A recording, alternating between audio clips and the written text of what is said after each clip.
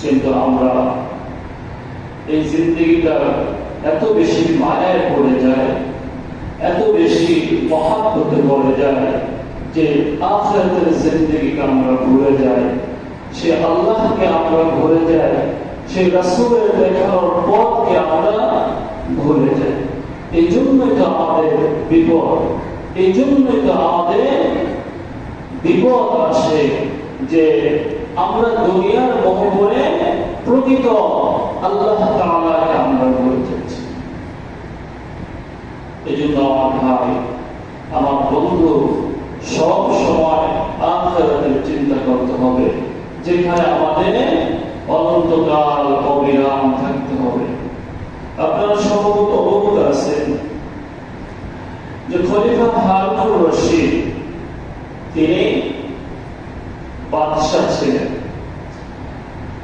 তার একজন সন্তান 16 বছরের কিশোর ছিল। সেই সন্তান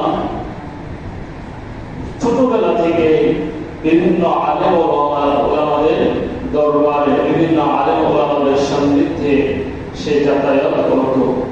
তো সে বুঝতে পারলো যে এই পৃথিবীটা আসলে এখানে থাকার জায়গা নয়, আর এই পৃথিবীর মায়ায় পড়ে আমাদের কোনো লাভ নেই। তো সে দুনিয়ার জিন্দেগিতে একেবারে সামান্য নগণ্য ভাবে চলাফেরা শুরু করতে লাগলো। সে দুনিয়ার চাকচিক্যের মধ্যে ডুবে পড়ে যায় নাই, সে দুনিয়ার মায়ায় পড়ে যায় নাই, সে একেবারে সিম্পল, একেবারে সাধারণ মানুষের মতো চলাফেরা শুরু করতে লাগলো। এখন একদিন হঠাৎ তার সেই সন্তান মন্ত্রী পরিষদের তার সামনে গিয়েছে। মন্ত্রীরা দেখে, সেই সন্তানকে দেখে তারা বলতেছে যে সে এরকম অবস্থায় যদি চলাফেরা করে তাহলে আমাদেরও তো সমস্যা, আমাদের মান পূর্ণ হয়, এবং কি খলিফা হারুনুর রশিদের মান পূর্ণ হয়। একজন বাদশাহের সন্তান এত নগণ্য ভাবে চলাফেরা করলে সেটা তাদের প্র্যাকটিসে বাজে, সেই কথাই তারা বলতে চাচ্ছে। সেই কথা খলিফা হারুনুর রশিদের কানে চলে গেল। এখন খলিফা হারুনুর রশিদ বলতেছে, বাবা তুমি আমার এই মন্ত্রী পরিষদে এভাবে কেন আসছো? এটাতে তো আমার মান পূর্ণ হচ্ছে, আমার মন্ত্রীদের মান পূর্ণ হচ্ছে। তখন সেই সন্তান তৎক্ষণাৎ সেই মন্ত্রী পরিষদে একটা পাখি ছিল সাইডে বসা, সে তার সন্তান ওই পাখিটাকে উদ্দেশ্য করে বলতেছে, আল্লাহর শপথ করে বলছি, তোমার সৃষ্টিকর্তার শপথ করে বলছি, তুমি আমার কাছে চলে আসো। তৎক্ষণাৎ সেই পাখিটা তার হাতের মধ্যে চলে আসছে। মন্ত্রী পরিষদের সবাই তাকিয়ে দেখছে যে কি ঘটতে চলেছে। আবার খলিফা রশিদের সন্তান আবার পাখিটাকে নির্দেশ দিল, তুমি যেখানে ছিলা সেখানে চলে যাও। সঙ্গে সঙ্গে পাখিটা জায়গায় চলে গেল। এভাবে করে সময় দেখতেছে। এবার খলিফা হারুনুর রশিদের সন্তান বলতেছে, বাবা তুমি দুনিয়ার মোহে পড়ে গেছো, তুমি দুনিয়ার মোহে পড়ে তোমার সন্তানকে তুমি এখন তোমার সন্তানকে তুমি কথা বলছো, তোমার সন্তানকে তুমি মন্ত্রী পরিষদের কথাবার্তা, তোমার সন্তানকে তুমি অবহেলা করছো। সুতরাং বাবা আমি তোমার মন্ত্রী পরিষদ তোমাকে ছেড়ে আমি আজকে এখান থেকে চলে গেলাম। খলিফা হারুনুর রশিদের সন্তান তখন তৎক্ষণাৎ গায়ে ছিল একটা কম্বল, গায়ে ছিল একটা কি কম্বল, আর হাতে ছিল একটা কোরআন মাজিদ। এই কোরআন মাজিদটা আর হাতে আরেকটা বাদশাহের একটা সম্মানিত একটা আংটি ছিল। সেই আংটি আর কোরআন মাজিদটা নিয়ে সে সেই মন্ত্রী পরিষদ থেকে চলে গেল। সবাইকে বিদায় নিয়ে খলিফা হারুনুর রশিদের সন্তান বাদশাহিত্ব ছেড়ে, সমস্ত কিছু ছেড়ে, একজন শাহজাদার সমস্ত কিছু সবকিছু ত্যাগ করে সে চলে গেল। অনেক বছর পরে সে ইরাকের পশ্চিম নগরীতে হঠাৎ করে দেখা গেল তাকে একজন আল্লাহর সাহাবী ওই হারুন রশিদের সন্তানকে দেখতে পেল। তার বিল্ডিং এর কাজ করাবে সেই জন্য একজন মজদুর খুঁজতেছিল। একজন সেই ওই একজন তাকে সন্ধান দিল যে অমুক জায়গায় যাও, একজন ভালো কাজ করে তোমার কাজটা সে করে দিতে পারবে। সে তার কাছে গেল, দেখতে পেল পথের মধ্যে বসে কোরআন মাজিদ তেলাওয়াত করতেছে। আল্লাহকে জিজ্ঞেস করলো, তুমি কি মজদুর হিসেবে কাজ করবে নাকি? বলছে, হ্যাঁ আমি কাজ করব, আমি তো কাজ করার জন্য আল্লাহ আমাকে দুনিয়াতে পাঠাইছে। বলতেছে, আমার দুটো শর্ত আছে, যদি এই দুটো শর্ত তোমরা মানতে পারো তাহলে আমি তোমাদের কাজ করব। তোমার কাজ করব এক নম্বর হচ্ছে আমার যখন আযান হয়ে যাবে আমাকে নামাজের সময় দিতে হবে। দুই নম্বর শর্ত হচ্ছে যখন আমার কাজ শেষ হয়ে যাবে আমাকে এক দিরহাম এবং এক দিরহামের ষষ্ঠমাংশ দিতে হবে। এর বেশি দিলেও চলবে না, কম দিলেও চলবে না। এই দুইটা শর্ত যদি তুমি মানতে পারো তাহলে তোমার কাজ আমি করে দিব। তখন ওই লোকটা বলল, ঠিক আছে, আমি তোমার কাজ কি তোমার শর্তে আমি রাজি। সে এত সুন্দর কথা শুনে সে তার মন ভরে গেল যে সে তো আল্লাহ, সে তো আল্লাহ। তো ঠিক আছে, আমি তোমার দুটো শর্তই কি মানতে রাজি, তুমি আমার কাজটা করে দাও। ঠিক আছে। এবার হারুন রশিদের সন্তান, তাকে তো তিনি চিনে না, সেই সন্তান গিয়ে তার কাজ করা শুরু করলো। সন্ধ্যাবেলা যখন ঘরে আসলো, এবার মজুরি নেওয়ার পালা। মজুরি নিয়ে ওই লোকটা অবাক হয়ে গেল, দেখলো যে একাই সে 10 জনের কাজ সেরে ফেলছে। কাজ করছে কি একজনে, কিন্তু সে দেখতে পেল 10 জনের কাজ সে একাই করে ফেলছে। আশ্চর্যজনক বিষয়, কিভাবে করলো এই কাজ? লোকটার মনে তার ব্যাপারে আরো চিন্তা লাগলো, তার ব্যাপারে আরো জানতে ইচ্ছে করলো। পরের দিন কাজ করার জন্য আবার সেই লোকটাকে খোঁজাখুঁজি করতে লাগলো, কিন্তু কোথাও ওই লোকটাকে খুঁজে পেল না। একজনের কাছে জানতে পারলো যে সে সপ্তাহের মধ্যে একদিনে শুধু কাজ করে শনিবার। একদিনে কি কাজ করে শনিবার, আর বাকি দিনগুলোতে তাকে কোথাও দেখা যায় না। বাকি দিনগুলো কি তাকে কোথাও দেখা যায় না, শুধু সপ্তাহে একদিনে কাজ করে। ওই লোকটা তার জন্য এক সপ্তাহ দেরি করলো। এরপরে যখন সেই জায়গা হতো আবার যেখানে তাকে পেয়েছিল সেই জায়গায় আবার গেল, গিয়ে দেখে আবার সে একই রকম কোরআন মাজিদ তেলাওয়াত করতেছে। বলতেছে, তোমার জন্য অপেক্ষা করছি, তোমাকে আমি খুঁজছিলাম, আমার কাজ তো বাকি আছে, আমার কাজটা তুমি করে দাও। বলতেছে, ঠিক আছে তোমার কাজটা করে দেবো, কিন্তু শর্ত হলো আগে দুটোই কিন্তু ঠিক থাকতে হবে। আগের শর্ত দুটো কি ঠিক থাকতে হবে। এক, নামাজের সময় আযান হলে আমাকে নামাজের সময় দিতে হবে। দুই, এক দিরহাম এবং এক দিরহামের ষষ্ঠমাংশ আমাকে দিতে হবে। বলছে, ঠিক আছে তোমার কাজ, তোমার শর্ত আমি রাখি, চলো। এবার গিয়ে সে দেখতে পেল যে লোকটা কাজ করতেছে, তার বিল্ডিং এ মেরামত করতেছে। সে দূর থেকে আড়াল থেকে তাকে দেখতেছে যে লোকটা যখন কাদা ওই বিল্ডিং এর উপরে দেয় আর এমনি এমনি ইটগুলো অটোমেটিক ভাবে সেই কাদার উপরে উঠে যায়। সুবহানাল্লাহ। আল্লাহর একজন আল্লাহওয়ালা বান্দাকে আল্লাহ কুদরতি ভাবে সাহায্য করতেছে। ওই লোকটা তার বুঝতে বাকি রইল না যে এই লোকটা বড় আল্লাহওয়ালা লোক, যুবক লোক, আল্লাহওয়ালা লোক, এই লোককে তো মজুরি আরো বেশি দিতে হবে। সন্ধ্যাবেলা যখন কাজ শেষ হয়ে গেল, এবার লোকটার নজরে দেওয়ার পালা, বলতেছে ভাই আমি তোমাকে যতটুকু তুমি মজুরি চাইছো তার থেকে আমি বেশি দিতে চাই, আমি তোমাকে 3 দিরহাম দিতে চাই। বলছেন না 3 দিরহাম আমার নেওয়ার দরকার নাই, আমার তোমার সঙ্গে যে কথা আমাকে সেই পরিমাণ অর্থ তুমি আমাকে দাও। ঠিক 1 দিরহাম এবং 1 দিরহামের ষষ্ঠমাংশ নিয়ে লোকটা কি চলে গেল। পরের দিন আবার খোঁজা করে শুরু করতে লাগলো লোকটাকে, কোথায় পাওয়া যায় না, অনেকদিন হয়ে গেল কোথায় পাওয়া যায় না, কোথাও পাওয়া যায় না। একজন মানুষ থেকে সে জানতে পারলো ওই লোকটা, মজদুর লোকটা জঙ্গলের মধ্যে অসুস্থ হয়ে পড়ে আছে।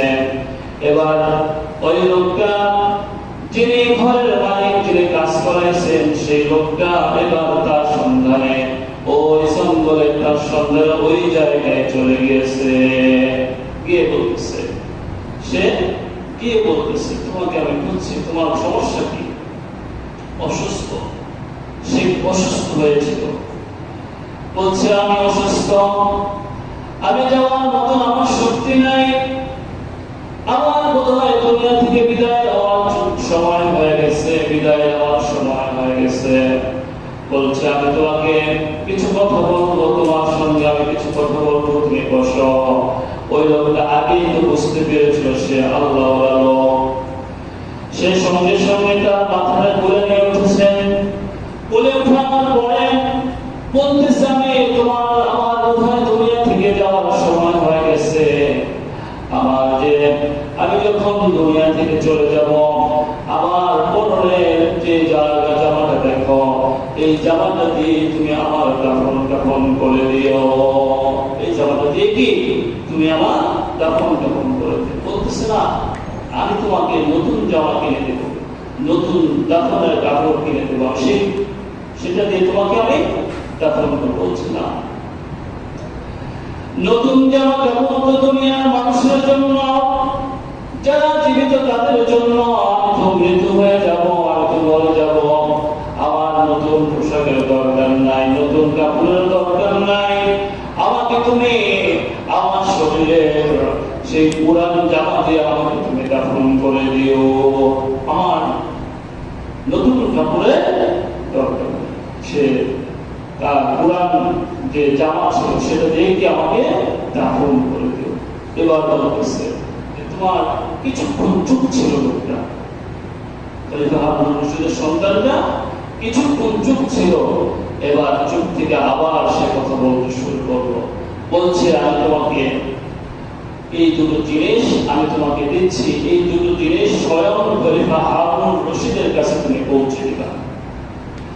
এক হচ্ছে একটা কোরআন মাজিদ ছিল, সেই কোরআন মাজিদটা তার কাছে দিল, আর তার হাতের মধ্যে একটা আংটি ছিল, সেই আংটিটা দিল। বলতেছে এই দুটো জিনিস তুমি খলিফা হারুন রশিদের কাছে দিয়ে দিবা। আর সন্তান দেখে, সন্তান তার পিতাকে কি উপদেশ দিচ্ছে যে খলিফা হারুন রশিদকে বলবা সে যেন দুনিয়ার মোহে পড়ে মৃত্যুবরণ না করে। কি বলছেন? দুনিয়ার মোহে পড়ে সে যেন মৃত্যুবরণ না করেন, বরং সে যেন আল্লাহ ধ্যান করে, আল্লাহ প্রিয় হয়ে যেন মৃত্যুবরণ করে। এখান থেকে শিক্ষণীয় বিষয় হচ্ছে সন্তানগুলোকে ইসলামী শিক্ষায় শিক্ষা দিতে হবে।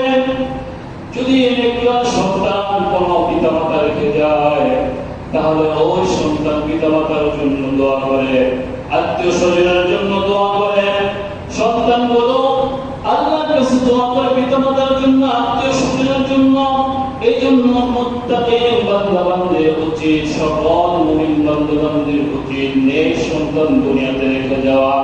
এখানে শিক্ষণীয় বিষয় হচ্ছে নেক সন্তান যদি দুনিয়ার মধ্যে রাখতে পারেন, মৃত্যুর পরে কিয়ামত পর্যন্ত আল্লাহ পাক রব্বুল আলামিনের কাছে ওই নেক সন্তানের দোয়া আপনার কাছে পৌঁছে যাবে। সুতরাং দুনিয়াতে আউল ফাউল 10টা 20টা পোলাপান না হয়, একটা নেক সন্তান কি যথেষ্ট। এই জন্য সন্তান সন্তানগুলোকে কোরআন হাদিস শিক্ষা দিতে হবে, সন্তানগুলোকে ইসলামী শিক্ষায় শিক্ষা দিতে হবে। এবার কি বলছেন যে খলিফা হারুন রশিদকে বলবা সে যেন দুনিয়ার মোহে না পড়ে মৃত্যুবরণ করে, সেজন্য আল্লাহ ওয়ালা হয়ে মৃত্যুর মুখে যায়, মৃত্যুবরণ করে। সেখানে সে এই কথা বলার পরে কি সঙ্গে সঙ্গে লোকটা মৃত্যুবরণ করেছে। আবু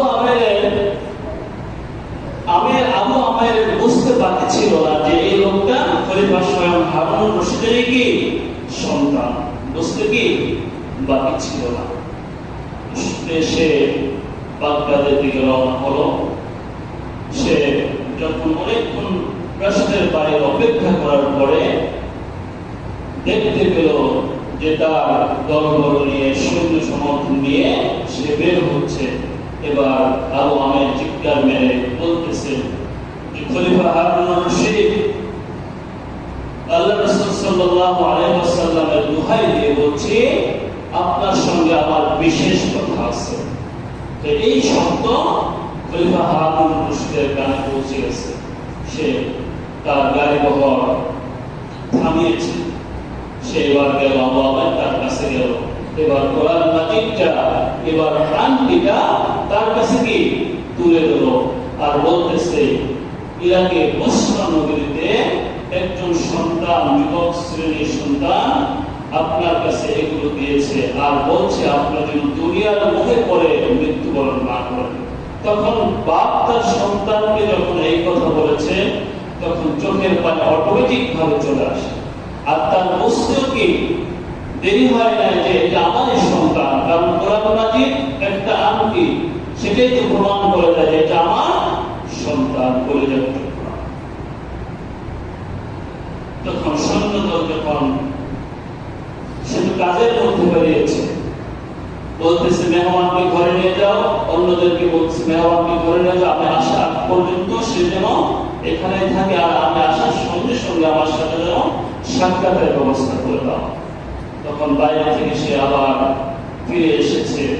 ফিরে আসার পরে এবার খলিফা হারুন রশিদ স্বয়ং সে তার আবু আমেরকে তার পাশে বসেছে। এবার জিজ্ঞেস করতেছে তুমি ওই লোকটাকে কি চিনো, যে লোকটা কে ছিল? বলতেছে হ্যাঁ, আমার ধারণা হয়েছে যে সেটা আপনারই কি সন্তান। বলতেছে আমার সন্তান মৃত্যুবরণ করেছে কিভাবে? বলছে সে তো মজদুরি কাজ করতো, সে কাজ করতো। বলছে তুমিও কি কাজ করাইছো? বলছে হ্যাঁ, আমিও কাজ করাইছি, আমি তো আর জানতাম না যে সে আপনার সন্তান। আর আরেকটা বিষয় হচ্ছে খলিফা হারুন রশিদ কিন্তু হযরত রাসূল সাল্লাল্লাহু আলাইহি ওয়াসাল্লামের বংশের আব্বাস রাদিয়াল্লাহু তাআলা আনহুর বংশের লোক ছিল। বলছে তুমি এটা জানার পরেও কি কাজ করাইছো?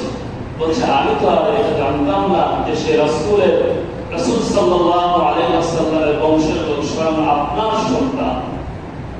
বলছে তুমি কি আমার সন্তানকে দাফন করেছো? বলছে হ্যাঁ, আমি আপনার সন্তানকে দাফন করেছি। এই দুই হাত দিয়ে, দু হাত বুকের মধ্যে জড়িয়ে রেখে এবার সন্তানের বেদনা কিছু সে লুকায়ন করার চেষ্টা করবো আর বলছে চলো আমার সন্তানের কবর কোথায়, আমি আমার সন্তানের কবরের পাশে যাব। এবার সেই লোকটা খলিফা হারুন রশিদকে নিয়ে সন্তানের কবরের কাছে চলে গেল। সেখানে গিয়ে ওজিফা পাঠ করলো সন্তানের জন্য এবং চিন্তা করলো যে এই সন্তান দুনিয়ার মধ্যে আমার সবচেয়ে মূল্যবান সন্তান ছিল, আমার সবচেয়ে মূল্যবান সন্তান ছিল পৃথিবীর মধ্যে। আমার এই সন্তান আমার কলিজার টুকরা সন্তান, সে আল্লাহওয়ালা ছিল, বুঝতে আর বাকি রইল না। এই জন্য এই ঘটনা থেকে আমাদের বোঝা উচিত যে এমন সন্তান আমাদের মধ্যে বানানো উচিত যে সন্তান মৃত্যুর পরে মা বাবার জন্য দোয়া করবে, তাদের জন্য দোয়া করবে, নারীদের জন্য দোয়া করবে, আত্মীয় স্বজনের জন্য দোয়া করবে। আর এমন সন্তান যেন দুনিয়াতে রেখে না যায় যে সন্তান মানুষকে ক্ষতি করবে, সেই অভিশাপ তার পিতা মাতার ঘাড়ে যাবে, তার অভিশাপ তার আত্মীয় স্বজন গ্রহণ করবে।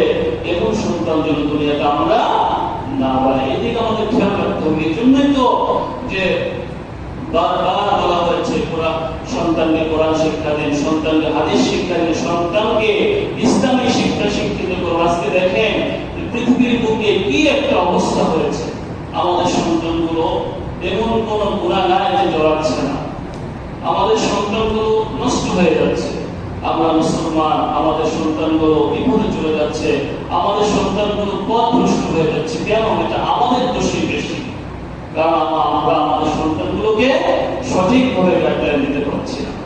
এই জন্য প্রত্যেকটা পিতামাতার উচিত তার সন্তানকে, তার আত্মীয় স্বজন, তার নায়রাতকুন যারা আছে সকলকে কি আল্লাহর সাথে, আল্লাহ রাসূল সাল্লাল্লাহু আলাইহি ওয়াসাল্লামের সাথে পরিচয় করে দেওয়া এবং ইসলামী মতে তাদের জীবন পরিচালনা করার জন্য যা যা করণীয় সেটা করা। আল্লাহ পাক রব্বুল আলামিন আমাদের সকলকে আল্লাহর দ্বীনের পথে, আল্লাহ তাআলার পথে, আল্লাহ রাসূলের আনুগত্য করার মতন, চলার মতন তৌফিক দান করুন। সকলে বলে আমিন। ওয়া আখিরু দাওয়ানা আলহামদুলিল্লাহি রাব্বিল আলামিন।